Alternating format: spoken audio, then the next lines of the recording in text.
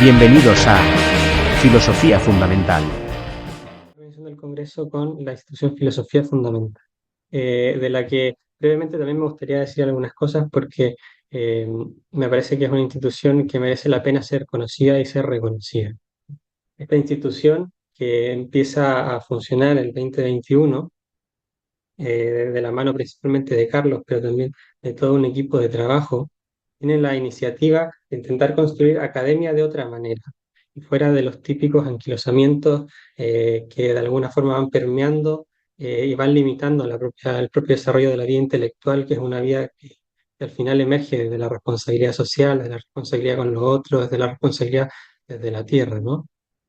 Y en ese sentido se constituye como una institución, como un centro autónomo, que no solo trabaja en investigación, sino también en docencia, para intentar a partir de algunos valores relevantes, como la oposición al statu quo, como la horizontalidad, como la libertad y la autogestión, como un espacio para todas las personas a que puedan encontrarse transdisciplinariamente en la construcción de una vida intelectual que sea realmente una vida intelectual. Sí, sí, ¿no? Les invito a que puedan, si en algún momento les surge el interés, entrar por internet a filosofiafundamental.com, que puedan explorar un poco más en profundidad de qué va esta institución y ver qué es lo que se está trabajando ahí, porque hay cosas muy interesantes, ¿no? Y algunas de esas cosas muy interesantes son las que van a aparecer también hoy. Ya la siguiente sesión es mucho más específica sobre la psicología clínica, probablemente con modelos de personalización, tratamiento específico, pero hoy tenemos que tener también como una especie de marco de algunas cosas que son relevantes de este espacio, ¿no? Ese espacio de encuentro que es por el que nos estamos convocando en este primer Congreso de Psicología Clínica y Salud Mental. Bien, pues dicho eso, voy a ir dando paso a César. César actualmente se encuentra haciendo un doctorado en medicina, ¿no? Y bueno, él ya nos podrá contar un poco más de ello. Y en ese marco ha venido a presentarnos a nosotros su ponencia, que se titula De la persona a lo colectivo, trastorno mental grave, determinantes sociales, perdón, y trastorno mental grave, ¿no? De la misma forma, como dije con Carlos, creo que hablar mucho sobre su perfil académico no nos va a hablar tanto de lo que César realmente puede aportarnos, sino más bien escucharle lo que nos pueda contar en este rato que va a estar con nosotros.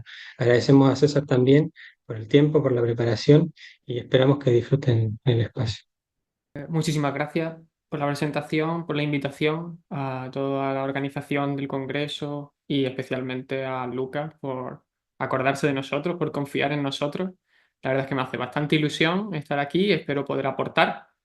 Y bueno, vamos a ello. Voy a compartir un PowerPoint que no por nada, sino que me va a servir para no perderme de apoyo. Voy a darle y me confirman ustedes, por favor, si se ve. Sí se ve. Vale, pues perfecto. La charlilla que voy a ofrecer ahora va a ser muchísimo menos filosófica que la de Carlos, porque aunque también colaboro en Filosofía Fundamental intentando hacer algo de filosofía, ahora voy a hablar desde mi actividad como pues, investigador, diríamos, talitativo, dentro de lo talitativo científico, dentro de lo científico ciencias de la salud, sobre todo en el marco de, como ha dicho Lucas, del doctorado que estoy haciendo en la Universidad de Málaga. Y bueno, voy a ver si se pasa. Bien. La ponencia, pues ya se ha dicho. Muchas de las ideas generales y las de mayor calado, en realidad ya las ha dicho y bastante bien Carlos.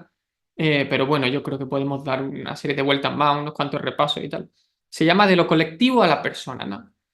De alguna manera, mi interés es tratar de mostrar cómo es que se puede determinar, explicar la realidad de una persona o de varias personas, pero partiendo de eso colectivo que nos fundamenta, nos estructura, nos atraviesa, ¿no?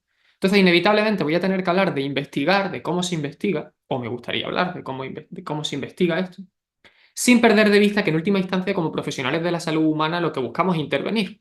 Intervenir a título particular, individual, como puede ser una consulta de psicoterapia, o también intervenir con políticas, como también decía Carlos, poniendo parques, ¿no? Y también se hablará de eso.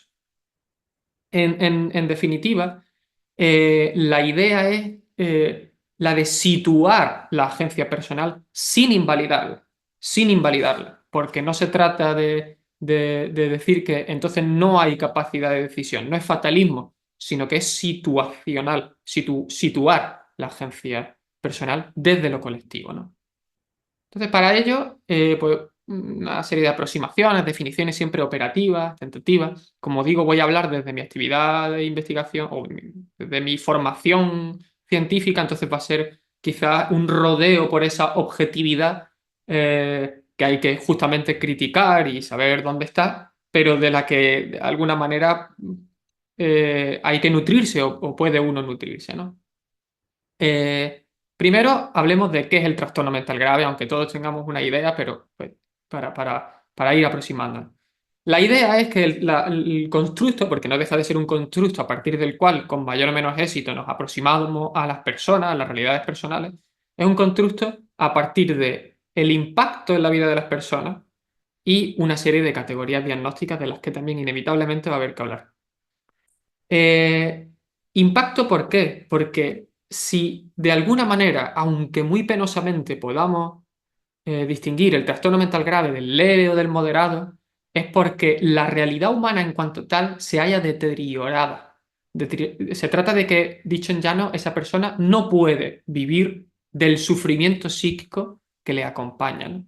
Eh, para que se haga también una idea de en qué manera, de alguna manera, se puede reflejar incluso oficialmente, institucionalmente, esto del impacto en la realidad humana y su deterioro. Pues en mi entorno, en Andalucía, que es la comunidad autónoma en la que se halla mi municipio, Málaga, para que alguien tenga, por así decirlo, la consideración de que padece un trastorno mental grave, no vale con tener uno de estos diagnósticos que vamos a comentar, como podría ser el que más se va a repetir, que es la esquizofrenia, sino que un comité con formación y con experiencia debe evaluar pues, el impacto en la vida cotidiana, en el entorno, en la familia, la capacidad de agencia, etcétera, y tras esa valoración de carácter más cualitativo, valorar si se trata o no de un trastorno mental grave.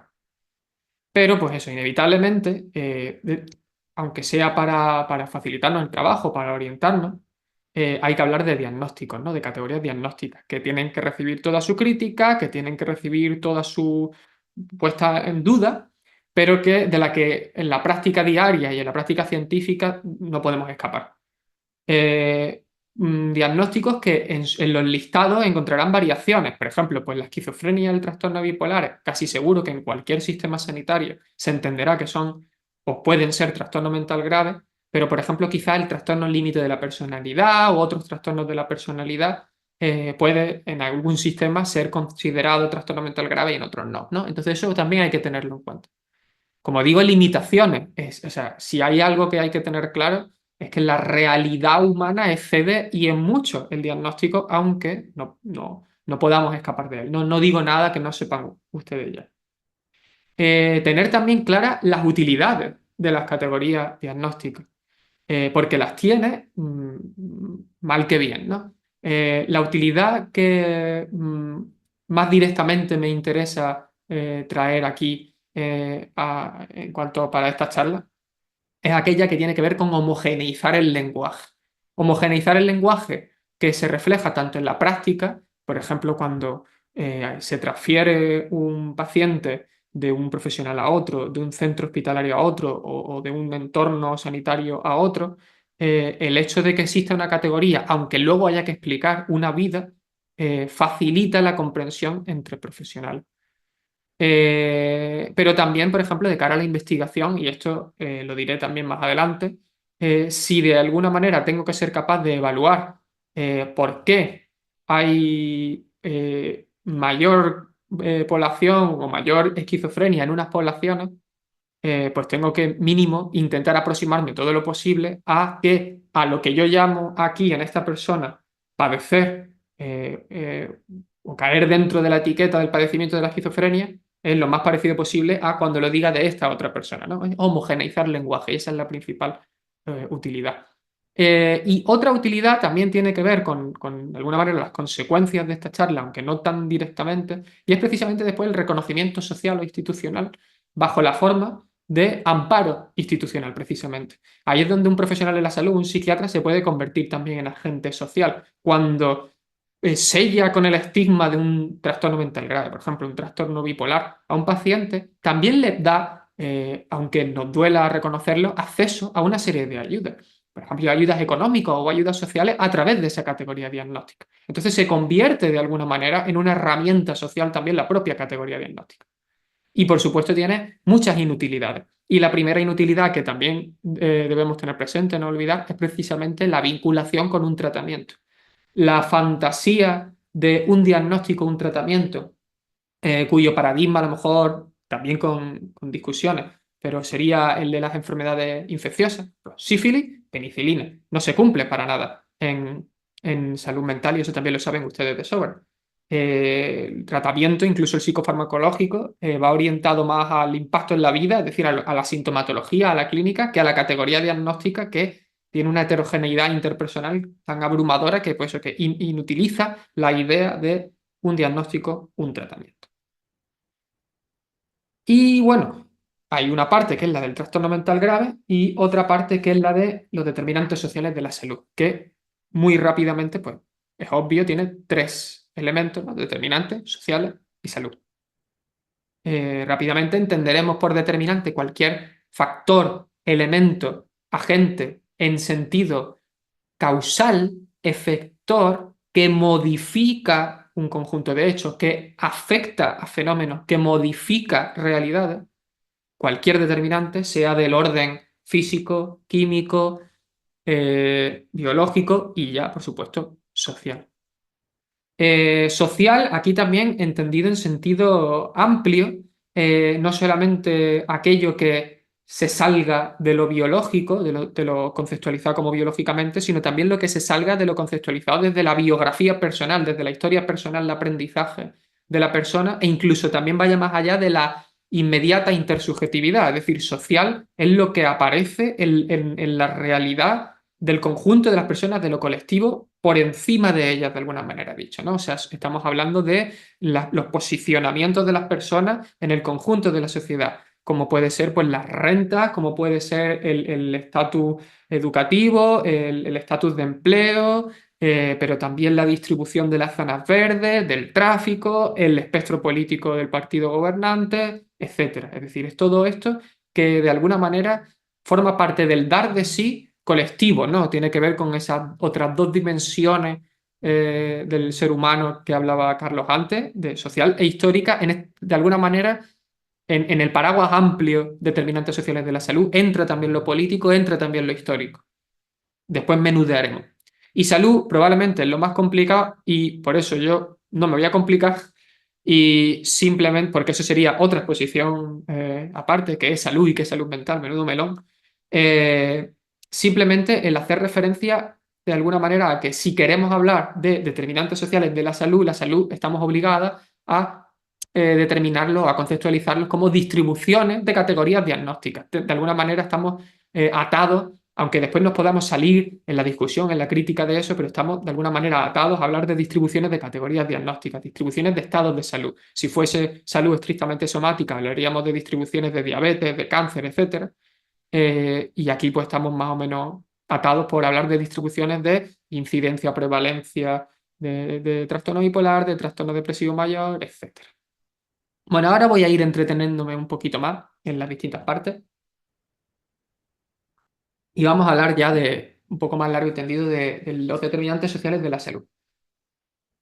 Pero antes me gustaría hablar de qué considero yo, sobre todo a partir de mi lectura de una autora muy interesante que se llama Nancy Krieger, que es una teórica de la salud estadounidense. ¿Qué es una teoría epidemiológica, una teoría de la salud? En el fondo es una idea bastante sencilla, pero que a veces no se tiene lo suficientemente presente. Una teoría epidemiológica, una teoría de salud, es el conjunto de ideas a partir de las cuales yo justifico la selección de unos hechos y la puesta entre paréntesis de otros, el obviar otros hechos. especialmente en lo que toca a los hechos o los fenómenos que voy a entender como determinantes, como causales, pero también a los hechos que yo voy a entender como resultados, como estado de salud, es decir, la propia enfermedad, el propio estado de salud que yo quiero evaluar está también modelado, determinado por la teoría de salud. Entonces, las teorías de salud podrán ser de carácter biológico si el conjunto de variables que se seleccionan son pues presión arterial, tal o cual gen, etcétera, y serán de carácter psicológico, si es, por ejemplo, poniéndome muy psicométrico, pues tal puntuación en tal escala de ansiedad o depresión, etcétera, y serán variables. Y por lo tanto, teoría de carácter social, si las variables que selecciono son renta, nivel educativo de los padres, etcétera, ¿no? Entonces, de alguna manera, tener muy presente que la teoría de salud encuadra y justifica nuestra investigación y también encuadra y justifica nuestra explicación de la realidad en los distintos niveles en los que nos encontramos hablando. Desde cuando un profesor da clase en la universidad y explica a sus alumnos qué es el trastorno bipolar o la esquizofrenia, a cuando tenemos delante una persona que para su desgracia, seguro, ha caído dentro de una de estas categorías diagnósticas. Muy brevemente también hablar de la palabra modelo. Modelo aparece en la literatura de ciencia y de salud muy polisémicamente y por lo tanto también causando confusión. A veces modelo aparece como sinónimo de teoría, mucho más abundantemente, porque en el fondo los científicos de la salud tampoco se auto... Bueno, esto a lo mejor es un poco presuntuoso por mi parte, pero creo que tampoco se autocritican o se autoobservan tanto. La mayoría de las veces modelo aparece como modelo estadístico, modelo de regresión lineal, modelo de regresión logística, etc. Pero yo creo que para lo que importa esta exposición, modelo es la concretización de la teoría. Es decir, el hecho de que mi teoría me orienta a seleccionar estas variables, pues ahora voy a estudiar este fenómeno de salud y lo voy a modelizar con esta subselección, por así decirlo, más acotada en función de pues, mis conocimientos, también de mis posibilidades técnicas, infraestructurales, etcétera, del momento. Bueno, existen una serie de marcos teóricos más o menos emparentados, marco teórico, teoría de salud, etcétera, con esto de los determinantes sociales de la salud. Voy a hablar primero de dos que guardan un poco o se puede justificar una cierta similitud, pero que en realidad no son determinantes sociales de la salud y enseguida se va a ver por qué. El primero de ellos es la teoría de los estilos de vida. Históricamente la teoría de los estilos de vida nace como colusión, como alianza, por así decirlo, entre ciertas ramas del conductismo, el liberalismo económico y político y también ciertas teorías biológicas, especialmente la teoría del origen genético de la enfermedad y la teoría del origen del desarrollo fetal. Brevemente, que en función de las exposiciones ambientales a las que un feto es expuesto, pues así desarrollará o no ciertos estados de salud o de enfermedad de acuerdo a las fases del desarrollo de los órganos y de las funciones vitales, etc. Entonces, de esta colusión nace la teoría de los estilos de vida como una en la que incluso cuando aparecen variables de carácter social, aparecen siempre reinterpretadas, reconceptualizadas desde el individuo y siempre entendido, o casi siempre entendido, el estilo de vida como una elección libre, como si fuese una decisión totalmente autónoma, racional, ¿no? Tiene mucho que ver con el individualismo metodológico de muchos liberales, etc. Pues, científicamente hablando. Como si fuese toda una decisión individual. Y entonces, automáticamente, la realidad estrictamente social y política, en el fondo, queda excluida, queda escindida, está puesta entre paréntesis y no es atendida. Entonces, ya digo que puede guardar una cierta semejanza. Alguien puede decir, no, sí, a mí me interesa lo social y por eso veo los estilos de vida. ¿Esta persona fuma o no fuma? Bueno, sí, pero ¿realmente ha tenido en cuenta qué estructura social le ha llevado a ser una persona que fuma o que no fuma o cuánto fuma, etcétera, ¿no? Vale, pues no lo he tenido en cuenta, ¿no? Pues eso sería el primero de los modelos que no, que parece que sí, pero en realidad ya vemos que no. Otro, la teoría de la sobrecarga alostática, que propuso en los 90 Bruce McEwen, probablemente lo he pronunciado mal, en la que los agentes ambientales de carácter social sí aparecen como tal, sin resignificarlo en el plano de la agencia autónoma personal, pero sin embargo sí reinterpretado o reexplicado desde una idea de carácter biológico. Es cierto que hasta entonces se tenía bastante claro que los seres humanos, en tanto somos también animales, estamos en constante adaptación con nuestro medio, el medio nos pone a prueba y a veces no somos capaces de adaptarnos y ese sobrepasar el medio, nuestra capacidad de adaptación, nos causa enfermedad. La novedad de la sobrecarga alostática es el proponer que no solamente es el medio en sobrepasar mi capacidad de adaptación, sino mi propio sistema adaptativo, cuando lo sostengo más allá de sus posibilidades, lo que me causa enfermedad, ¿no? Esto sería la novedad. Pero, como digo, porque McEwen era endocrinólogo, entonces muy explicado desde un punto de vista muy biológico, ¿no? Pues ahora está prácticamente de moda hablar del estrés y el cortisol, ¿no? Por aquí va la idea.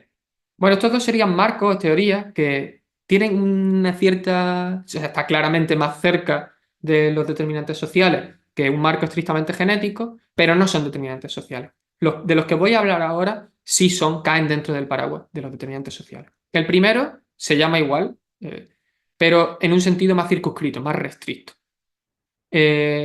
Aquí, pues eso, empiezan a tomarse en cuenta variables en las que la realidad es fruto de esa organización social humana y por lo tanto tienen que ver con la organización de las áreas, con las divisiones en roles de poder, en roles laborales, en roles de género. Por ejemplo, el sexo en determinantes sociales de la salud no interesa por lo que toque a biológico, sino interesa, por ejemplo, en cuanto a la carga de cuidados o a la distribución de trabajos, etc. Pero de alguna manera, cuando hablamos de determinantes sociales en sentido circunscrito, hay un todavía no llegar a la cuestión política o un todavía no llegar a la cuestión eh, histórica, ¿no? Pues, por ejemplo, un trabajo en determinantes sociales de la salud me dirá, me repito mucho, pero para que se entienda, niveles de renta de los individuos afectados, pero también, y esto es lo más interesante, del área donde se encuentra uno, es decir, toma realidad también propia la renta del área donde viva uno. No es lo mismo, independientemente o con cierta independencia del dinero del que yo disponga, vivir en un barrio pobre, dicho mal y pronto, que vivir en un barrio rico. Eso de por sí ya también tiene un impacto demostrable, constatable. O también el nivel educativo del área, o también la caminabilidad, por ejemplo. Hay índices de caminabilidad urbana o de barrios, ¿no? Pues esta sería un poco la idea. Pero si se da un paso más, por así decirlo, más hacia arriba, aparece lo que conjuntamente se suele denominar o se suele leer por ahí como determinantes estructurales, que entran políticos, económicos, históricos. De una forma irónicamente analogable a cómo los que trabajan los determinantes sociales les recriminan a los que trabajan los estilos de vida, estáis olvidando de dónde sale ese estilo de vida. Los que estudian determinantes económicos, históricos, que muchos de ellos vienen del neomarxismo de los 70 y tal, le recriminan a los que se quedan en los determinantes sociales de la salud en sentido restricto, que no están explicando de dónde vienen esas distribuciones de renta, de qué estructura política o de qué estructura histórica, por ejemplo, ¿no? Entonces, esta es más o menos la idea. Y después también como una especie de entremedias o de en paralelo, me parece muy interesante hablar de desigualdades sociales porque la forma de seleccionar y de tratar variables hace especial énfasis en las heterogeneidades que se pueden encontrar en las estructuras sociales. Y lo digo con un ejemplo para que se entienda muchísimo mejor. Yo podría encontrar que hay más mortalidad, para que se entienda más fácil, más mortalidad en un barrio rico que en un barrio pobre, porque la renta media del barrio rico es mayor y sin embargo hay más mortalidad tal cual. Pero después puedo analizar que resulte, supongo, que el barrio pobre es menos desigual, es más homogéneo. Y resulta que esa igualdad, esa no desigualdad, esa homogeneidad facilita, por ejemplo, el reconocimiento social mutuo, la ausencia de fragmentación social, que sin embargo sí estaría presente en barrios o municipios o zonas desiguales, ¿no? Entonces, poner el énfasis en la desigualdad en sí, y no solamente, por así decirlo, la variable en bruta, es también un marco teórico más o menos autónomo, de cara a investigaciones particulares, circunscritas.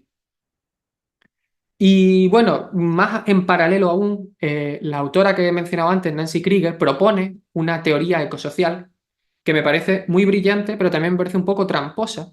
Este es el esquema que sale en su libro, que lo pongo al final de la presentación. Y digo por qué es tramposa, porque claro, ella muy justamente, y también con la idea filosófica que defendía Carlos, dice es que no hay que olvidar nada. No hay que olvidar lo biológico, no hay que olvidar lo ambiental, lo químico, lo físico, pero ni lo individual, ni lo global, nacional, ahí sale todo, ¿no? Ni las redes complejas de interacciones, etcétera.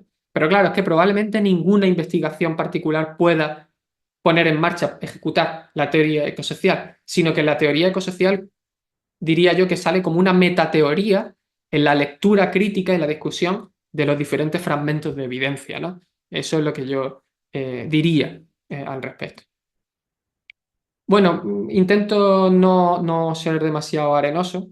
¿Cómo se investigan determinantes sociales y trastorno mental grave? Bueno, la mayoría de mi formación y ejercicio es sobre investigación cuantitativa con números, que es muy fría, pero también puede ser muy útil a muchos niveles.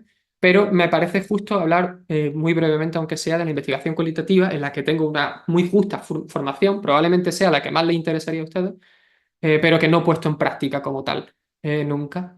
La investigación cualitativa lo que interesa es la narración, los discursos y cómo estos articulan las vivencias de las personas. ¿Cómo se podría, por ejemplo, investigar determinantes sociales y trastorno mental grave mediante investigación cualitativa? Pues sometiéndonos una vez más, al menos en principio, al imperio de las categorías diagnósticas, pues podría, por ejemplo, organizar grupos de personas que tengan el diagnóstico de trastorno depresivo mayor, póngase, y como criterio de segmentación, el ser de un barrio rico, del ser de un barrio pobre, grupo del barrio rico, grupo del barrio pobre, y diversos criterios de heterogeneidad para que estén representados diferentes sexos, edades, etcétera, en cada grupo. Y podría ver cómo emergen narraciones, discursos diferenciales de la vivencia de vivir con depresión en función del origen de esos barrios, ¿no? Podríamos ver el papel que tienen diferencial las redes de cuidado o el acceso a medios terapéuticos que cuestan dinero, etcétera, ¿no?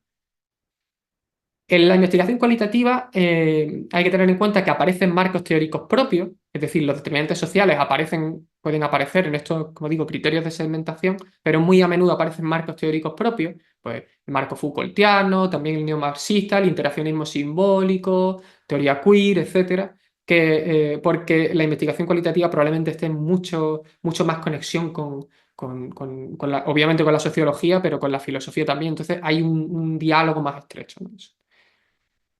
Y un papel que a mí me gusta reconocerle a la investigación cualitativa es, verbigracia, el descubrimiento de cualidades, o de quididades incluso, ¿no? De quididades, de quiditas, de ques, por así decirlo. Y es que yo podría en un grupo, o en una etnografía o en una observación participante, hallar a partir de esos discursos, a partir de esas vivencias narradas, fenómenos que no estaban conceptualizados en ninguna investigación cuantitativa y que son susceptibles, aunque a riesgo de enfriar mediante la objetivación, pero con su cierta utilidad, son susceptibles de cuantitativizarse, ¿no? Esto me parece que es un logro y algo que me gusta reconocer en la investigación cualitativa, insisto, desde no haberla practicado. Y como he dicho, yo tengo más formación en investigación cuantitativa, entonces pues en general la charla se alinea más con esta forma de investigar los trastornos mentales graves desde los determinantes sociales. En la investigación cuantitativa lo más importante es la información, el conjunto de datos de que se disponga. Ya podrá uno hacer el análisis de datos más sofisticado del mundo, que no valdrá para nada si el conjunto de datos no es bueno. Y no tenemos más remedio muchas veces que fiarnos de ciertas fuentes de información, pero si no podemos es mejor no hacer la investigación, porque lamentablemente se publican muchos sofisticados análisis con malos datos y que arrojan conclusiones que están de por sí sesgadas, ¿no? Mucho mejor una humilde descripción. Hay una tasa de trastorno depresivo mayor de tal en tal ciudad, en fin, de unos datos de los que te puedas fiar, que estén bien ordenados, que sean homogéneos con respecto a sí mismo y con respecto a los datos de otras investigaciones del mismo tema. ¿Cómo aparece el trastorno mental grave como variable? Pues como digo, pues el imperio de los códigos, el imperio de las categorías diagnósticas, eh, en este caso se convierte en una ayuda. ¿Por qué? Porque puedo tirar de fuentes institucionales de información, como en mi caso, de las codificaciones diagnósticas de los sistemas de información del Sistema Sanitario de Salud de Andalucía y recoger todos los códigos de esquizofrenia, todos los códigos de trastorno bipolar, etcétera, etcétera, y a partir de ellos eh, codificarlos, configurarlos como una variable de estudio, como una variable de resultado. Muy importante tener en cuenta el manual de donde ha salido, porque si yo recojo, hablando de la homogeneidad de la información, datos de muchas fuentes, pero cada fuente ha utilizado un manual distinto, en el fondo no estoy hablando de, o incluso versiones distintas del mismo manual, entonces no estoy hablando de lo mismo, ¿no? Si ya de por sí hay un atentado contra la realidad, por así decirlo, en el diagnóstico de salud mental, si encima atento contra el atentado, por así decirlo, entonces ya no estoy hablando de absolutamente nada. Y bueno, también es muy importante tener en cuenta la especificación del resultado. Quiero decir que el qué del trastorno mental grave estoy investigando. La incidencia, es decir, la aparición de nuevos casos. La prevalencia, es decir, la presencia de los casos que ya hay. El pronóstico, la evolución clínica, las hospitalizaciones. El diseño tiene que especificarlo. Y bueno, los determinantes sociales como variables ya los he mencionado, pero me repito, pues aparecen en forma de renta del individuo, de la zona, del municipio, pero también puede ser pues, el espectro político del partido que gobierna, el número de parques, de zonas verdes, el nivel de tráfico, contaminación sonora, etcétera. Contaminación sonora no como variable física, sino como variable social en sí. Pues, muy importante, pues también, una vez más, la homogeneidad en la categorización de las variables, también de los determinantes sociales. Y una breve nota, porque a mí es un tema también que me interesa, el tema de los diseños de investigación cuantitativa.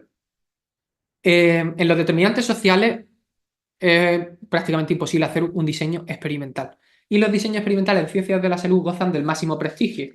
Y por contra, los diseños observacionales gozan de un cierto desprestigio. Un poco simétricamente a como lamentablemente goza de desprestigio la investigación cualitativa desde muchos investigadores cuantitativos, cuando no debería ser así.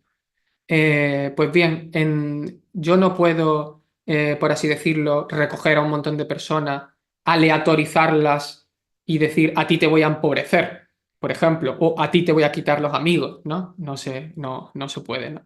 Entonces, los estudios que se hacen cuantitativos en determinantes sociales son observacionales, atienden a la realidad que ya ha ocurrido, que ya está ocurriendo. Si yo lo que hago es longitudinalmente seguir a una población, atender a la realidad que ocurre o que ya está ocurriendo, recoger, primero habiendo seleccionado según un marco teórico, como he dicho, un grupo de variables, y a partir de ellas modelizar en el sentido estadístico la relación entre ellas.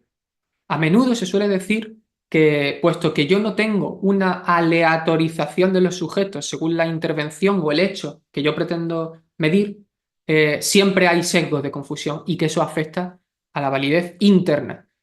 Sin embargo, a estas personas muchas veces se olvidan de darse cuenta de que los diseños experimentales tienen una serie de imposiciones, de restricciones, tal que los grupos sobre los que experimentan son a menudo tan acotados que la validez que pierden es la externa. Es decir, sí, han aleatorizado, pero han aleatorizado a hombres ingleses, jóvenes, sin patología, sin comorbilidades y que encima tienen nivel económico y cognitivo para ser voluntarios de un ensayo.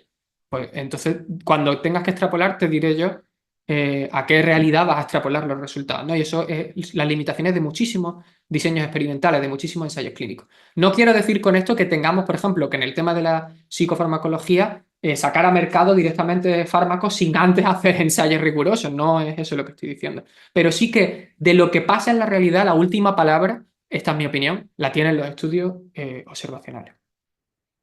Y bueno, ¿qué se va sabiendo?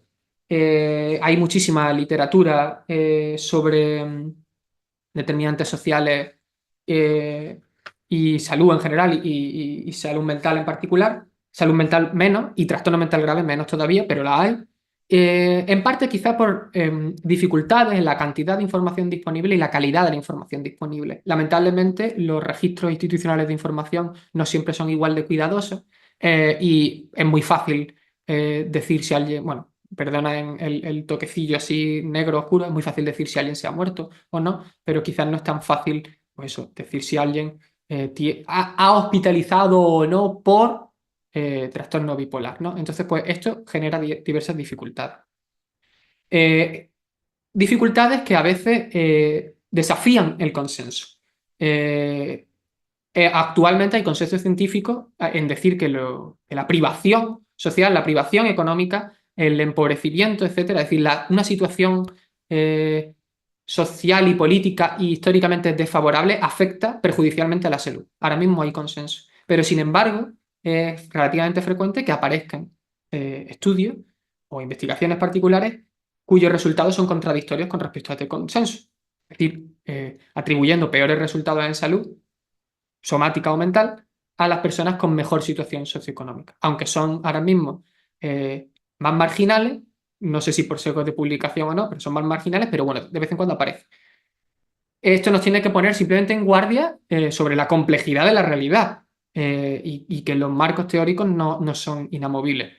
Dicho lo cual, insisto, actualmente hay un cierto consenso sobre que la pobreza, la estigmatización, el mal social, el mal histórico, afecta perjudicialmente a la salud. Y sobre esto, una selección que he hecho que me parece interesante, 4 artículos. Uno, con una población de Dinamarca, una población cuyos datos se recogieron desde 2013 hasta 2022, halló que en hombres, es decir, en varones de bajo nivel educativo con respecto a los que tienen alto nivel educativo, estos tenían 4 veces más probabilidad de padecer una esquizofrenia. Y en el caso del nivel económico, de la renta, 18 veces más probable padecer esquizofrenia en hombres y 10 veces en mujeres. En una revisión de revisiones suena un poco barroco, pero es que es una revisión de la literatura, pero recogiendo no estudios particulares, sino estudios que a su vez son revisiones de estudios particulares, ¿no? Pues hablaba de, en general, determinantes sociales y trastornos del espectro de la esquizofrenia, pero una de las revisiones recogidas me parecía bastante interesante, hablaba de la fragmentación social. Y es que había una correlación significativa, moderada, entre la fragmentación social del área, del entorno, y la prevalencia de esquizofrenia, es decir, la presencia de personas que ya tenían esquizofrenia. Había 4 veces más personas con esquizofrenia en áreas fragmentadas con respecto a las no fragmentadas socialmente y 12 veces más primeros episodios psicóticos. En una revisión, este sí, de estudios particulares, sobre red social, entendida como la riqueza en cantidad y calidad de amigos, de redes de apoyo, etc. Y la sintomatología negativa, que como saben ustedes, la esquizofrenia en los manuales se define sintomatología positiva, delirios, alucinaciones, etc. Sintomatología negativa, el aplanamiento afectivo, etc. Pues había una correlación entre la red social, la riqueza de la red social, tal que una red social más pobre aumentaba la sintomatología o se correlacionaba con mayor sintomatología negativa. Y un estudio observacional, es cierto que con poquita gente, muy complejo metodológicamente, pero muy interesante, en la que se vio que el estatus, que he puesto ahí estatus, pero es estatus socioeconómico familiar, afectaba al pronóstico de los jóvenes con trastorno bipolar, entendido el pronóstico como tiempo libre de compensaciones afectivas, ¿no? Una breve nota sobre la investigación que estoy yo intentando hacer. Yo estoy tratando de ver si la privación socioeconómica, medida con un índice compuesto de área, que valora por ejemplo, el desempleo, el tipo de ocupación laboral, etcétera, o la renta en área, en sección censal, que es un área pequeña, afecta o no a las hospitalizaciones por trastorno mental grave en general, a las hospitalizaciones. En paralelo también estoy llevando a cabo con una compañera del mundo de la salud pública que se llama Irene Sempere Fernández, una revisión sistemática sobre qué otros trabajos se han hecho en este tema, sobre privación socioeconómica y hospitalizaciones. Bueno, pues resulta que en los datos preliminares que vengo manejando, de momento me vengo encontrando lo contrario de lo que yo había hipotetizado. Es decir, yo había conjeturado que a mayor privación, es decir, a mayor desventaja social, iba a haber mayor número de hospitalizaciones y estas iban a ser más largas. Y me estoy encontrando que el gradiente es inverso. Es decir, a mayor privación hay menor número de hospitalizaciones. Bueno, esto de primera me ha dejado bastante descolocado. Y ahora, claro, en realidad lo que me pone es delante de la realidad en qué consiste investigar y en qué consiste encontrarte también con las cosas. Primero tendré yo que ver si mi información es correcta tanto en origen como en la parte que a mí me toca de elaborar. De esa parte tan penosa, tan aburrida, por favor no romanticen la investigación porque es muy penosa. Si yo he hecho bien mi parte, pero asumiendo que yo he hecho bien mi parte, completo el estudio y me salen esos resultados. ¿Y si la realidad es más compleja de lo que yo me había planteado? ¿Y si en la zona de mi provincia, que están depauperadas, las redes de apoyo mutuo son mayores? ¿O la estigmatización es tan alta que evitan el acceso a la institución y por lo tanto a las hospitalizaciones? ¿O que el sistema es tan malo que no llega a esas zonas? ¿O que el sistema es tan bueno que ayuda más a esas zonas que a las ricas? Pues todo esto habrá que seguir mirando, ¿no? O sea, realmente mi frustración creo que se puede reconvertir a estímulo, ¿no? Y bueno, ¿y qué hay de la psicoterapia? Yo me imagino que lo que más le interesa a ustedes es la psicoterapia, ¿no? En el fondo, lo que yo les voy a proponer ya se lo ha propuesto Carlos en su charla, insisto, de carácter mucho más filosófico, y es de alguna manera la mirada, o lo que yo voy a decir aquí, que es la mirada. La mirada quiere decir, yo no les puedo exigir a ustedes en tantos psicoterapeutas que sean agentes sociales, es decir, que le busquen amigos a sus pacientes, que le busquen novio o novia a sus pacientes, que le den dinero, que les consigan una mudanza a Suecia y con trabajo de programador informático, etcétera. Pero lo que creo que sí se puede, voy a decir, exigir es tener presente, mirar al paciente situado, atravesado por la dimensión social, la dimensión histórica, política, estructural, eh, y que hace que no sea lo mismo un paciente que, como decía Carlos a propósito del trabajo, pero en este caso a propósito de la terapia, que ha tardado 3 horas en llegar a la terapia, que puede o no puede permitírsela, que tiene o no tiene una situación en casa, que es hombre o mujer en sentido social, en sentido de género. Esa mirada hay que tenerla presente porque esa mirada eh, es indispensable para poder lograr, no una plena, porque es imposible, no estoy de acuerdo, pero sí una mínimamente satisfactoria cohabitación, que también me ha gustado mucho esto que ha dicho Carlos, cohabitación del mundo con el paciente. Eh, esa mirada que en última instancia también nos tiene que permitir poder reconocer que a lo mejor el paciente, en este momento, ese paciente no se beneficia de la psicoterapia. Eh, Aprovecho para decir que se condujo un estudio en Australia, que puedo buscar si a ustedes les interesa, en el que se vio que el aumento del acceso a psicoterapeuta a la población general, hubo subgrupos de población a los que afectó perjudicialmente. Es decir, la psicoterapia puede no beneficiar o puede incluso perjudicar según cómo estén atravesados y entreverados todos estos elementos tan complejos de los que venimos hablando. Y hay que también, por lo tanto, saber ver cuando no hay espacio para la resignificación, que en última instancia es esto, para la resignificación de la vida desde la agencia personal del paciente, sin con ello pretender, como he dicho al principio, decir que no existe la agencia personal de la persona, valga la redundancia. Y bueno, ya por último, conclusiones, lo que de alguna manera se desprende de todo esto, que por partes habrá sido un poco árido, como es, me imagino, esto de la investigación cuantitativa y tal, y de variables y tal. Pero bueno, lo más importante, que hay y se puede tener, hay que tener y se puede tener una visión global y humana. Global en el sentido de eso, de atender a lo que nos atraviesa, a lo que nos fundamenta y a lo que, dicho de alguna manera, emerge a partir de nuestra propia actividad humana, porque eso es la realidad humana. La realidad humana no es solamente encajonable, obviamente, y aquí estaremos todos de acuerdo, en lo biológico, en lo biótico, pero tampoco sin anularla en la agencia personal. Hay que ir a esa dimensión social e histórica. Que los procesos causales son complejos. Aquí ya me atrevo a decir causales. Al principio a lo mejor he evitado decirlo, se nos educa a nosotros los cuantitativistas o los de ciencia de la salud a evitar utilizar la palabra causa. No, hable usted de relación, correlación, asociación. Hay que también saber diferenciar causalidad y asociación. Sobre eso hay muchos chascarrillos. Y por mucho que digan los experimentalistas o ciertos investigadores, la causalidad no aparece en el diseño particular, independientemente de que haya diseños que aportan más o que aportan menos a según qué partes del análisis causal. Pero el análisis causal aparece después, cuando uno evalúa el conjunto de las investigaciones, el conjunto de la evidencia, y puede entonces reflexionar y puede entonces ver la complejidad de los procesos causales en el sentido de estructurales, en el sentido de funcionales, en el sentido de la oposición de toda esta marabunta de elementos y de factores y de procesos y de hechos. En tanto tal que la ciencia y las políticas deben estar a la altura.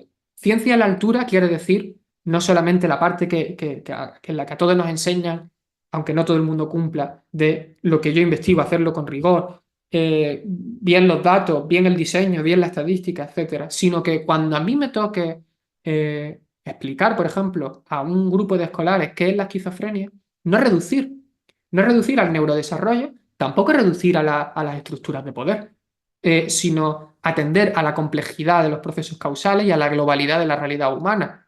Eso es también tener ciencia a la altura. Y políticas a la altura quiere decir también saber que si yo cambio las líneas de autobuses de un barrio a otro, eso también es salud.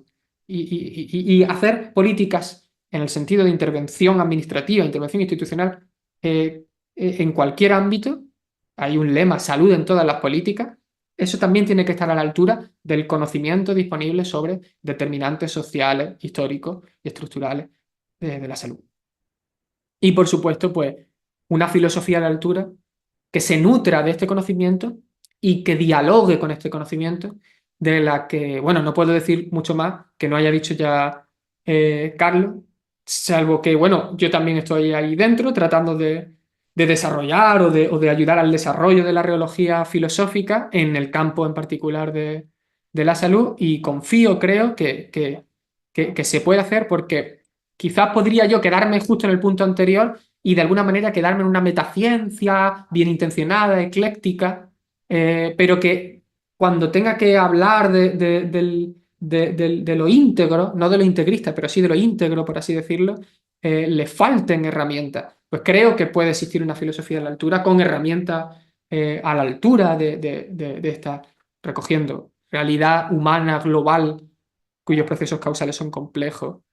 Bueno, en mi caso personal pues diría, en la reología filosófica. Y nada más que contarles. Muchísimas gracias por la atención. Aquí tienen la bibliografía. Perdónenme que no me haya entretenido en ponerla en condiciones. Los artículos los puedo copiar ahora en el chat, los enlaces. El libro de Transformar los barrios está gratis en la página de la Asociación Española de Neuropsiquiatría. Es buenísimo el libro. Muchas ideas las he sacado ahí. Y el de Nancy Krieger, creo que no está gratis, pero seguro que se puede conseguir. También brillante el libro. Y de nuevo, muchísimas gracias. Bien, muchas gracias, César, por la presentación, eh, que me parece que ha dado una pincelada, eh, eh, siguiendo un poco la lógica de lo que ya se venía planteando antes con Carlos, igual nos lleva a mirar otros elementos dentro de lo que es la práctica clínica, ¿no? Como que a veces pudiéramos pensar que lo que estamos conversando hoy como que no llega tanto, digamos, a ese espacio, y la verdad que sí que tiene mucho que ver. En ese sentido, vamos a abrir ahora el espacio para hacer preguntas. Si alguien tiene alguna pregunta específica, lo puede hacer, o algún comentario también. Vale, Carlos. Porque estaba esperando a ver si se animan los 67, además de nosotros dos, que pudieran preguntar algo, pero para abrir boca, me ha gustado mucho, por lo demás ha llenado de contenido, ¿no? Médico y científico, pues las ideaciones que postulaba yo al principio, ¿no? Y quisiera volver a esto que decías de lo ecosocial, ¿no? Del enfoque ecosocial, que era un poco al mismo tiempo relevante, pero también un poco tramposo. en el sentido de que, bueno, nos pide esta autora que hagamos, que veamos todo, pero al final en la práctica, pues eso es impracticable, ¿no? Y tiene razón. Pero yo creo que ahí, digamos, lo que filosóficamente, y hablo desde ahí porque es lo único que sé, lo relevante está, no quiero decir como una especie como de horizonte, ¿no? Que es lo que haya que seguir para que tal, que también, sino más bien que si es impracticable, o más bien que la moraleja de que sea impracticable un modelo como este ecosocial en el que tenga todas las variables, digamos, en la mano, si la moraleja de eso, de que sea impracticable, es más bien no tanto porque se trate de saberlo todo, ¿no? Y hay que tratar de saberlo todo, y si no, entonces ya somos un fracaso como psicólogos o médicos o lo que se quiera. No, sino que justamente al ser impracticable lo que se enseña es que, que, que siempre hay más, ¿no? Es decir, que siempre hay más. Y que por lo tanto el psicólogo en este caso debe reconocer que en la medida en que es impracticable, siempre hay más y por tanto él puede estar en un error, ¿no? A él le puede estar faltando información, le puede estar faltando pues más elementos teóricos y demás, ¿no? Es decir, la impracticabilidad en este caso, lejos de ser una desventaja y entonces decir, no, bueno, estos enfoques holísticos pues no sirven para nada. No, no, lo que nos dicen es ponernos y poner en este caso al psicólogo, al psicoterapeuta, en una situación de humildad ante la propia realidad personal que tenemos enfrente, ¿no? Que tenemos cohabitando, ¿no? Como tú rescatabas el término, ¿no? Esta es un poco la idea, que la impracticabilidad no sea solamente una cuestión de desventaja y por tanto, bueno, es una bonita teoría, pero yo al final en la práctica solo voy a hacer psicoanálisis y se acabó, ¿no? Sino es mostrar que en efecto puedo estar errado, ¿no? Mi diagnóstico, mi terapéutica, mi todo puede ser, es susceptible de fallar, ¿no? Y ahí está ese, si la impracticabilidad es ese efecto de esa inagotabilidad de lo real, si se quiere decir, ¿no? Más que la causa de que obviemos un enfoque como ese, ¿no? No sé tú si quieras añadir algo. Sí, me parece muy relevante que lo hayas sacado y quiero volver a insistir en que a mí Nancy Krieger me ha encantado y quiero seguir leyendo, tiene libros posteriores y tal, en donde ha desarrollado precisamente, y artículos también, en donde ha desarrollado la teoría ecosocial. Pero para explicarme un poco más, yo creo que la teoría ecosocial, el espacio que ocupa, no es estrictamente científico, sino metacientífico, sin llegar al filosófico, pues por metodología y quizá por herramientas y tal. En el sentido en el que si yo estoy investigando, recurrentemente digo, la esquizofrenia, y la investigo desde la teoría del desarrollo fetal, por ejemplo, pues digo, voy a ver si la exposición en la gestación al cannabis afecta no sé qué área del neurodesarrollo y incide en la aparición de diagnóstico de esquizofrenia. Yo puedo presentar una teoría de determinantes sociales como alternativa a ese marco. Y entonces, en vez de mirar eso, miro si esa madre era pobre, por ejemplo, dicho mal y pronto. Pero creo que no se puede presentar en una investigación particular, en una investigación científica, como alternativa a la teoría ecosocial, sino que la teoría ecosocial tiene otros espacios donde precisamente es donde tiene que estar y donde no deben estar solamente los determinantes sociales o solamente los determinantes biológicos o solamente los determinantes ambientales, etc. ¿Dónde tiene que estar? Pues, por ejemplo, sí, cierto, en la práctica, en lo que yo he dicho, la mirada, ahí es donde tiene que estar la teoría ecosocial y después también aprovecho para decir, y la reología filosófica, ¿por qué no? Claro. O en las políticas o en la docencia, o si ahí sí yo quiero ser un experto científico de la esquizofrenia, yo tengo que formarme en todas las investigaciones sobre la esquizofrenia. Bueno, el tiempo es límite. Ars longa vita brevis, ¿no? Obviando eso, ese es el espacio donde me parece justo. Y es cierto que el reproche bueno, el reproche suena un poco fuerte, pero sí, el reproche que Nancy Krieger puede permitirse hacer a otros teóricos es cuando hablan de la salud, el olvido de tal o cual factor. Pero lo que no puede hacer, insisto, es, por ejemplo, a mí pedirme que añada en mi estudio la temperatura o que añada a mi estudio el gen, no me sé los genes, por eso digo tal gen todo el rato, ¿no? Pero me entienden ustedes. porque de alguna manera en este punto de mi carrera mi aporte tendrá que ser este, ¿no? Y después, cuando mi aporte aparezca, si aparece, en la lectura conjunta, ahí sí recogeremos la teoría ecosocial. Y lo de la temperatura no lo digo tampoco al azar, es decir, está visto que hay descompensaciones de trastorno mental grave, muchos en relación con la psicofarmacología, en las temperaturas extremas en el verano. Y los pacientes con trastorno mental grave forman parte de los grupos vulnerables a los que se supone, digo, se supone, la institución, el sistema tiene que atender. Digo, se supone, no me voy a pillar los dedos, no voy a decir mucho más, pero bueno, eh, y más o menos eso es lo que respondería. Gracias César, gracias Carlos por ir construyendo el diálogo. Estaba pensando, César, ¿no? Un poco a partir de esta teoría ecosocial también y algunos elementos de lo que tú estás considerando, y también a partir de esta investigación que traías a la mesa de se ha hecho en Australia, de cómo algunos procesos psicoterapéuticos hayan afectado de manera negativa en ciertos grupos de personas, ¿no? En cómo de alguna manera en esta especie como de perder también esta comprensión de esta complejidad de estas tres variables, otras dimensiones que planteaba Carlos también antes, ¿no? La individual, social, histórica, empezamos a recriminar al paciente, por así decir, a responsabilizarse de algo que no como que le sobrepasa, ¿no? Eh, Pienso, no sé, en una paciente que tiene un hijo con diagnóstico TEA de 7 años, otro hijo con un diagnóstico de esquizofrenia infantil, ¿no?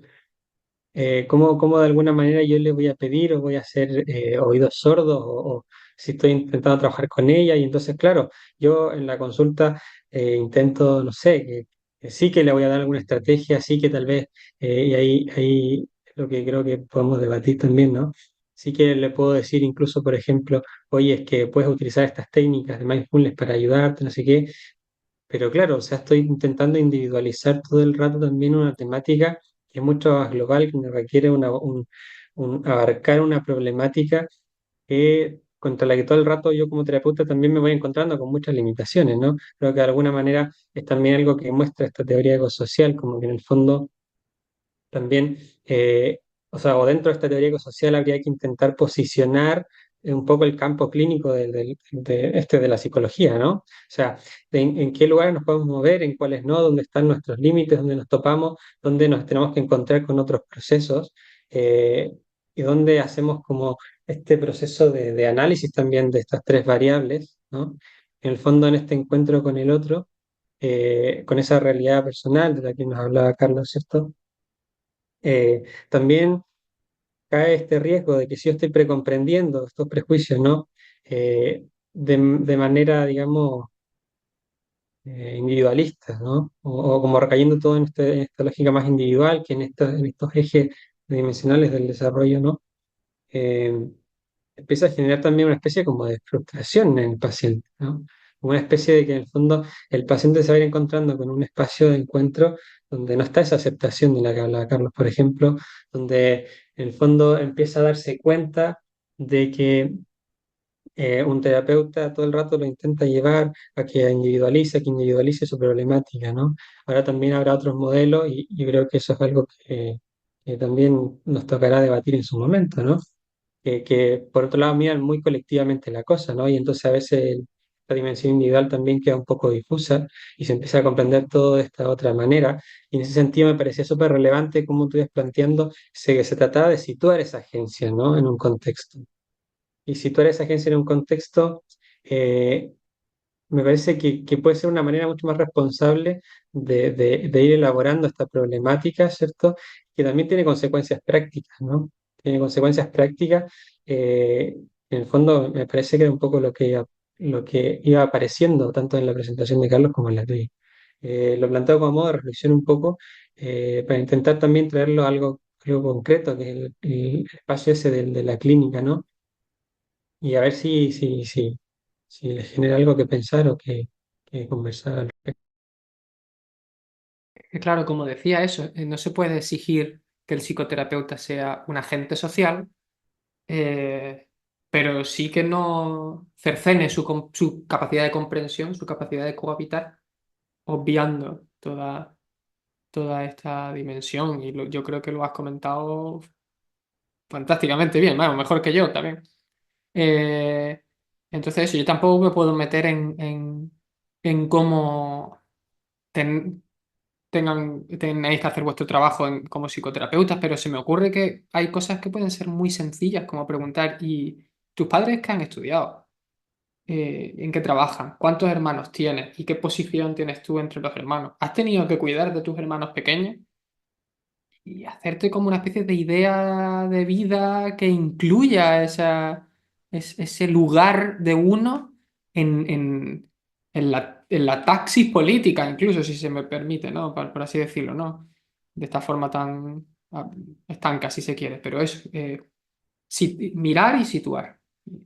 Más que nada, agradecer a César y compartir igual la opinión que diste tú, Lucas, que siendo un área como la psicología, creo que nunca nos podemos mantener cerrados a mirar desde todas las perspectivas.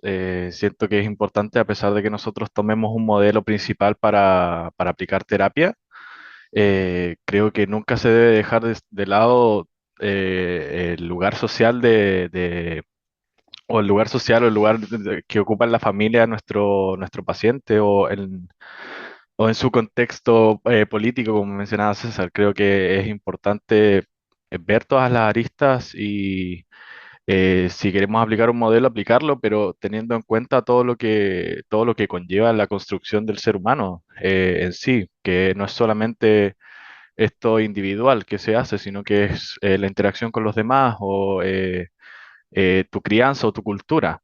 Entonces, eso, agradecer nomás y eso, dar mi pequeño comentario.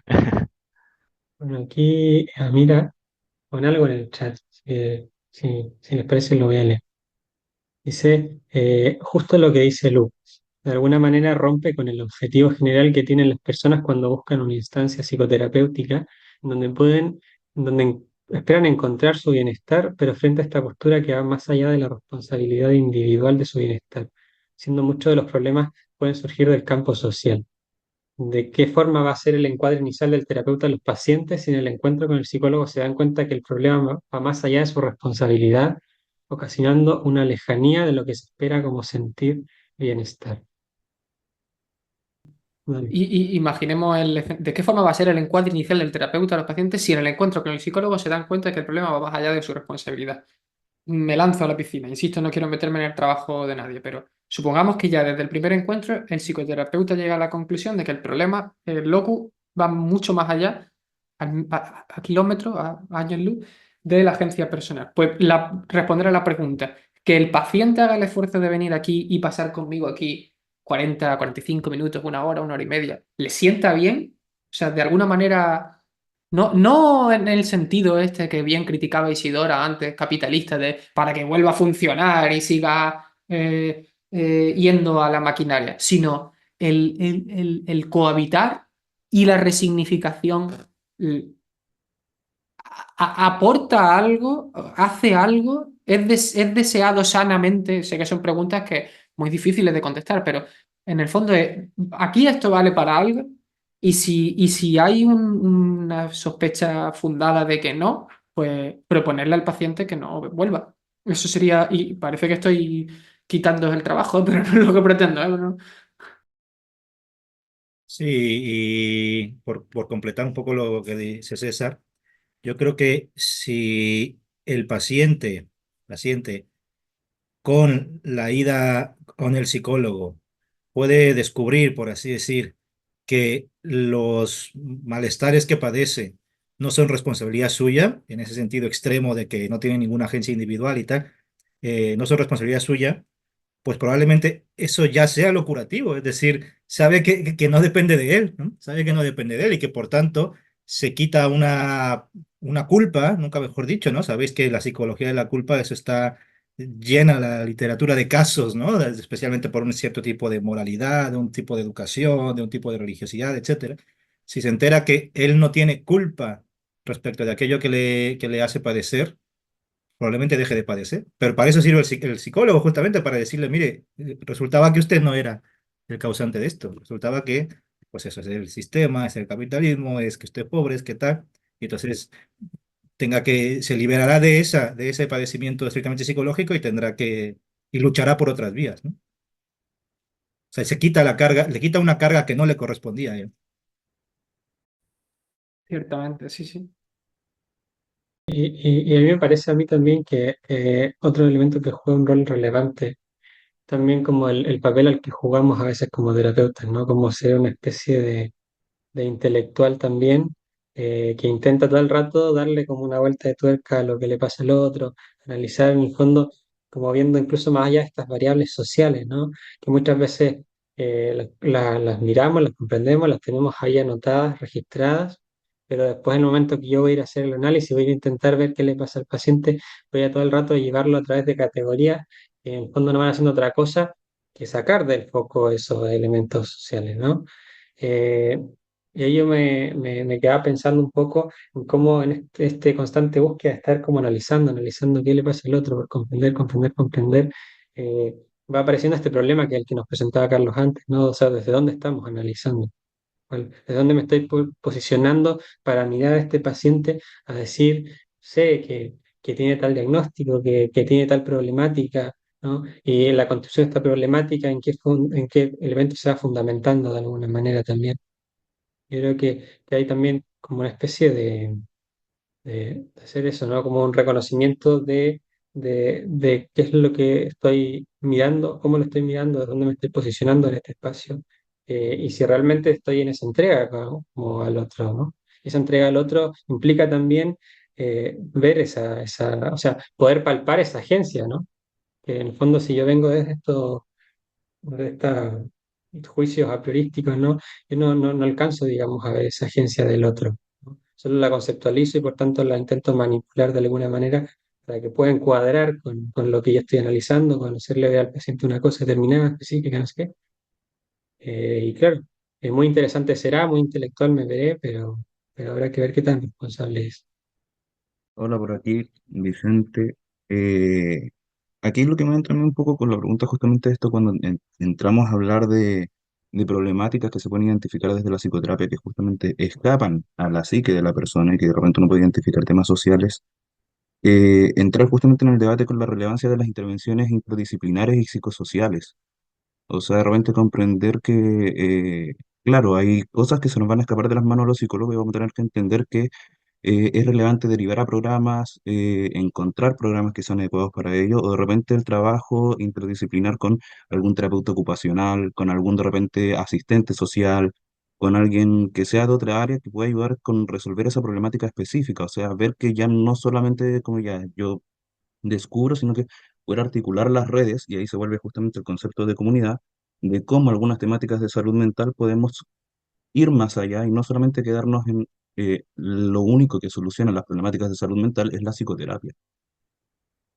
Estoy completamente de acuerdo contigo, Vicente. Por eso también utilizaba la coletilla de en tanto psicoterapeuta, pero la realidad, sí, o sea, si yo he venido aquí a reivindicar que la realidad es compleja en un área, es compleja en todas las áreas. Y efectivamente no trabajamos solos.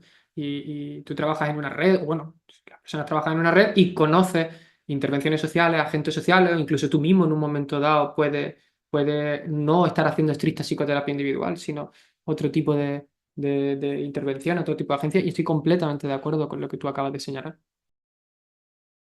Muchas gracias, Vicente, por la pregunta. Hay una otra pregunta en el chat que la ha puesto Isidora. Eh, Igual la leeré para ver si le evoca algo para que alguien quiera compartir. Dice, ¿hasta qué punto la psicoterapia requiere de una desideologización entonces? Bajo esta línea, ¿qué estamos entendiendo por la naturaleza de la salud mental o psicopatología? El problema es que voy a dar opinión, como se suele decir aquí, no sé si allá también, de cuñado. Eh, eh, si yo soy un sistema humano y ser un sistema humano consiste en jugar con el amigo, correr no para el corazón en sentido somático, sino para el corazón en sentido vital, en ver una película o ir al teatro, en escribir o leer un poema, etcétera, en la medida en la que no puedo hacer esas cosas que me hacen ser humano, me rompo, pierdo firmeza, me enfermo, infirme, ¿no?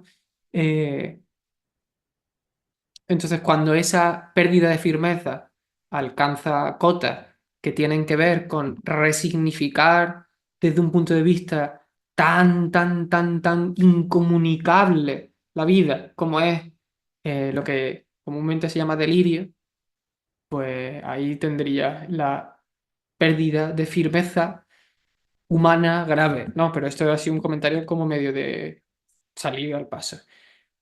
Con lo otro que ha escrito Carlos de desideologizar, sí, estoy de acuerdo. Y además diría que es una tarea de toda la vida. Es decir, desideologizarse no es sacarse el curso de prevención de riesgos laborales y ya está, ¿sabes? Desideologizarse es estar continuamente mirándose y otra vez, y otra vez, y otra vez. O eso pienso yo, y otra vez, y otra vez, y otra vez. Cuando ya uno se quede relajado, entonces tener ese miedo de decir, "Oh, no, no me voy a parar", sino que voy otra vez a mirarme y otra vez a mirarme. En un sentido no narcisista, sino en un sentido pretendidamente humilde, ¿no? Muchas gracias, César. Muchas gracias, Carlos, también. Eh, no sé si con la conversación o el debate de recién queda alguna otra pregunta que ya podría ser la última. Podemos ir cerrando. Un segundo, Lucas, porque Ruth preguntó, me parecía interesante, o dejó a caer, y no sé si se abordó, lo de lo cuantitativo no podría sobrepasar a lo cualitativo, no debería. Completamente de acuerdo. Evidentemente hay una especie de pretensión de los que investigan cuantitativamente, y a mí me gusta mucho, también tiene un cierto de entretenimiento, como hacer sudoku y eso, por hacer el chascarrillo y tal. Pero no hay que hablar por encima de nadie, ni sobrepasar ni nada. Se trata de ver dónde están las utilidades, dónde están los espacios, dónde están los límites y continuamente dialogar en el buen sentido. Y la realidad que alcanza una investigación cualitativa, yo sin practicarla pienso que es más plena, es más verdadera, voy a decir. Lo que pasa es que al menos aún en el... Yo que sí, voy a decir un ejemplo que de trivial va a parecer ridículo o absurdo. Si para hacer una tortilla para 4 personas voy a echar 4 huevos, estoy contando, ¿no? Pues de la misma manera existe una planificación de las acciones y de las intervenciones a partir de números. Muchas veces es repartir el dinero y yo quiero saber dónde voy a poner a los médicos y dónde voy a poner a los psicoterapeutas y dónde voy a poner los parques y de alguna manera eso también se reparte a partir de números, pero completamente de acuerdo, sin sobrepasar. De hecho, al contrario, escuchando.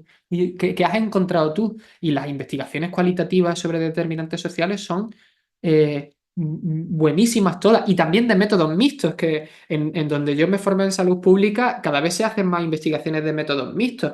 Y una conocida mía hizo uno sobre la caminabilidad en Granada, que es una ciudad andaluza.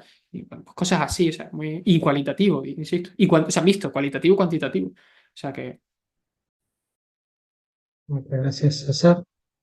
Eh, y claro, yo me quedaba pensando igual, como también en modo de cierre, ¿no? Al menos aquí en Chile, o sea, usted en particular que viene de España no tiene como por qué saberlo, ¿no? Pero lo que es el Plan Nacional de Salud Mental y todos los modelos que fundamentan de alguna manera el funcionamiento de los sistemas de salud pública, tienen una lógica o intentan comprender o trabajar desde los determinantes sociales de la salud, ¿no? Y desde los modelos comunitarios. Eh, pero claro, es difícil también internar eso cuando luego hay todo un apartado de políticas que va más allá de cómo yo estoy intentando construir un espacio y que tiene que ver con una de las premisas que antes se hablaba, ¿no? El mismo modelo capitalista, otros elementos también que son súper relevantes. Y creo que la charla de hoy también como que nos ayuda a darle una vuelta, a repensar cómo también se está trabajando en estos determinantes sociales, en estos tres ejes también, y cómo también llevamos eso a la consulta, cómo consideramos eso en la consulta, a veces más que llevarlo a la consulta, ¿no? En ese sentido, quiero agradecer nuevamente y con mis sinceros agradecimientos a Carlos, César, por el tiempo, por la preparación, por acompañarnos en esta mañana mediodía de Chile, a reflexionar sobre estas temáticas, porque creo que tienen mucho que darnos todavía. Y bueno, nos seguiremos encontrando en otros espacios del Congreso para seguir dándole vueltas a estos temas, pero también a otros, y construir estos espacios de encuentro, ¿no? Creo que una de las cosas que más nos motivó como equipo fue justamente eso, ¿no? Construir espacios de encuentro que nos ayuden a reflexionar de manera conjunta y transdisciplinaria también. Por eso, de hecho, hoy no tuvimos entre nuestras clases magistrales ni siquiera un psicólogo, ¿no? Justamente a construir esos espacios que nos pueden ayudar a fortalecer esta disciplina de la que nos hemos enamorado muchos, ¿no? Así que muchas gracias. Agradezco también a todos y todas las personas que asistieron a la charla, pero de todo corazón, y hablo, intento hablar en nombre del equipo, que haya sido un espacio de harta reflexión, de llevarse mucho para pensar también, ¿no? De llevarse mucho para pensar. Y bueno, estaremos viendo. Un abrazo a todos, a todas y muchas gracias.